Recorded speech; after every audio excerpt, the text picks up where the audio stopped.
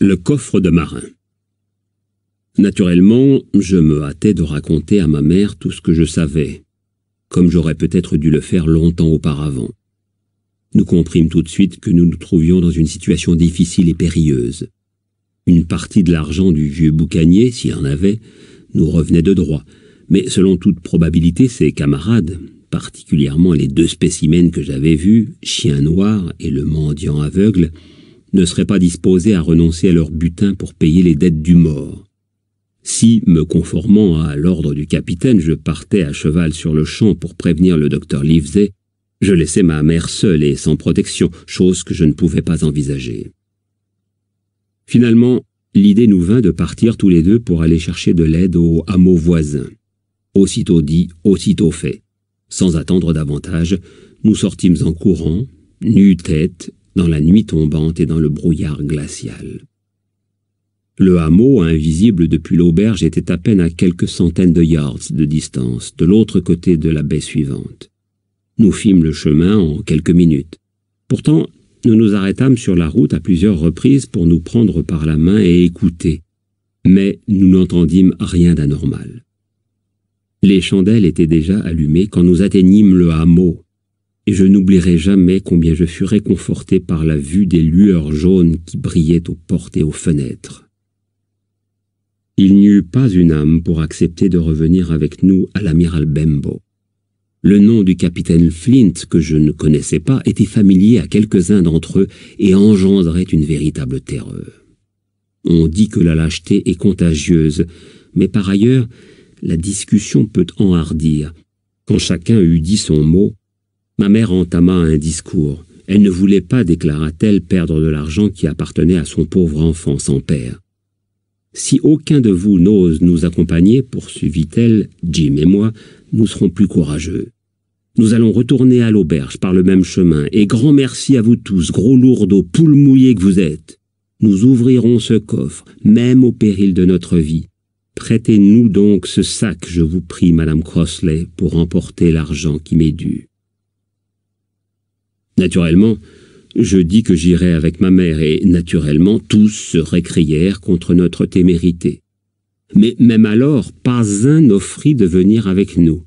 Ils se contentèrent de me donner un pistolet chargé pour nous défendre si nous étions attaqués et de promettre de tenir des chevaux tout sellés au cas où nous serions poursuivis à notre retour.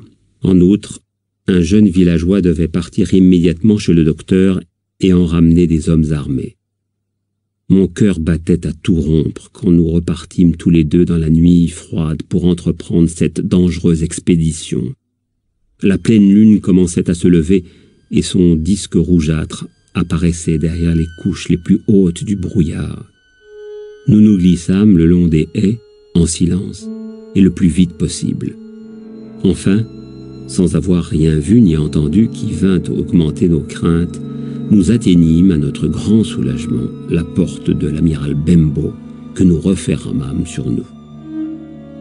Aussitôt je tirai le verrou et l'espace d'un instant nous restâmes sans bouger, haletant dans les ténèbres, seuls dans la maison avec le cadavre du capitaine. Ensuite, ma mère prit une chandelle dans la buvette, puis nous pénétrâmes dans la salle en nous tenant par la main. Le vieux boucanier gisait tel que nous l'avions laissé, couché sur le dos, les yeux ouverts, un bras étendu de toute sa longueur. « Baisse le store, Jim, » murmura ma mère. « Il pourrait venir et nous épier du dehors. Et maintenant, poursuivit-elle quand j'eus obéi, il nous faut prendre la clé sur ce cadavre. » Elle poussa une sorte de sanglot en prononçant ces dernières paroles. Je m'agenouillai aussitôt. Sur le plancher, près de la main du mort, se trouvait un bout de papier rond noirci d'un côté. De toute évidence, c'était la tache noire. Je le pris et lus de l'autre côté ce court message, écrit en lettres très bien formées. « Tu as jusqu'à 10 heures du soir. »« Maman, dis-je à voix basse, il avait jusqu'à 10 heures. » Juste à ce moment, notre vieille horloge commença à sonner. Et ce bruit inattendu nous fit sursauter d'épouvante, mais il nous apprit une bonne nouvelle, il n'était que 6 heures. « Allons vite, Jim, cette clé, dit ma mère. Je fouillai les poches du mort, l'une après l'autre. De la menue monnaie, un dé à coudre, du fil et de grosses aiguilles, une carotte de tabac dont un bout manquait, son fameux coutelas à la poignée recourbée, une boussole portative et un briquet à amadou, voilà tout ce qu'elle contenait. Je commençai à désespérer. Elle est peut-être pendue à son cou, suggéra ma mère. Surmontant une vive répugnance, j'ouvris brutalement le col de la chemise. Effectivement, nous trouvâmes la clé, pendue à un bout de ficelle goudronnée que je coupais avec le coutelas du capitaine. Ce succès nous remplit d'espoir. Nous montâmes en hâte l'escalier, sans plus attendre, pour gagner enfin la petite chambre où il avait dormi si longtemps et où son coffre était resté depuis le jour de son arrivée. Extérieurement, il ressemblait à n'importe quel autre coffre de marin. Sur le dessus, on lisait la lettre B gravée au fer rouge, et les angles étaient tout cassés, comme ceux d'un objet longtemps malmené. « Donne-moi la clé, » me dit ma mère. Bien que la serrure fût très dure, elle l'ouvrit et rejeta le couvercle en arrière en un clin d'œil. Une forte odeur de tabac et de goudron monta de l'intérieur, mais nous ne vîmes rien sur le dessus qu'un costume en très bon état, soigneusement brossé et plié. Ma mère déclara qu'il n'avait jamais été porté. Au-dessous se trouvait un fouillis d'objets hétéroclites, un sextant, un gobelet d'étain, plusieurs rouleaux de tabac, 2 paires de fort beaux pistolets, un lingot d'argent, une vieille montre espagnole et autres bibelots. Au fond, il y avait un vieux suroît tout blanchi par le sel au passage de la barre de plusieurs pores.